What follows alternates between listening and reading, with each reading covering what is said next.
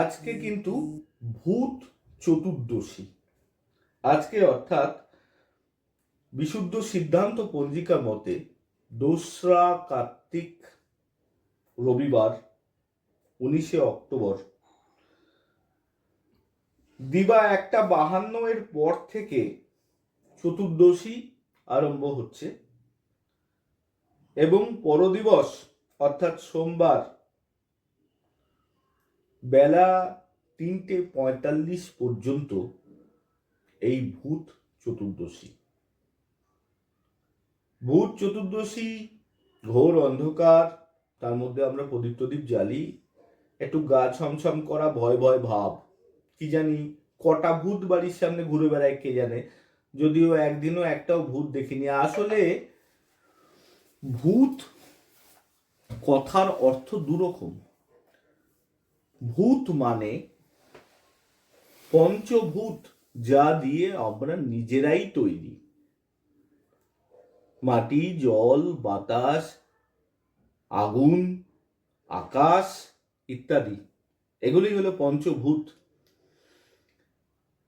তা এ গেল এক ভূত। আর এক ভূত কি?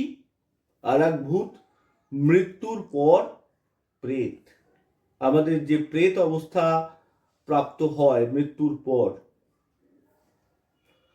সেই অবস্থা হলো আর এক ভূত। তাকেও আমরা ভূতই বলি। তা এই ভূত কি? পিতৃপুরুষগণ, আমাদের যেসব পিতৃপুরুষগণ যারা গত হয়েছেন তারা এই দিন আমাদের কাছ থেকে, যেমন মহালয়ার সময় জল প্রার্থনা করেন তারা আমাদের কাছ থেকে, তেমনি এই দিন তারা আমাদের কাছ থেকে আলো প্রার্থনা করেন। আলো দেব কি করে তাদের? তারা তো কোথায় চলে গিয়েছেন।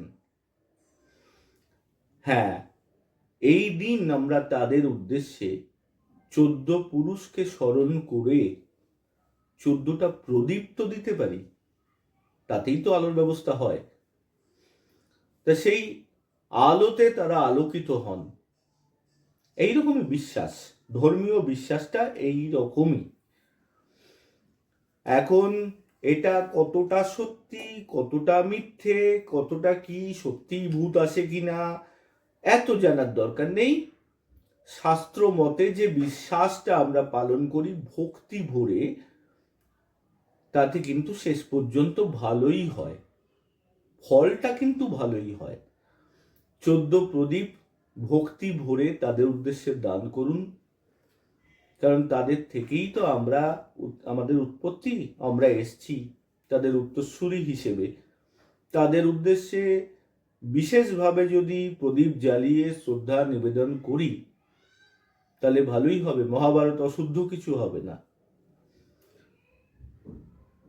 তা এই হলো ভূত চতুর্দশীর তত্ত্ব।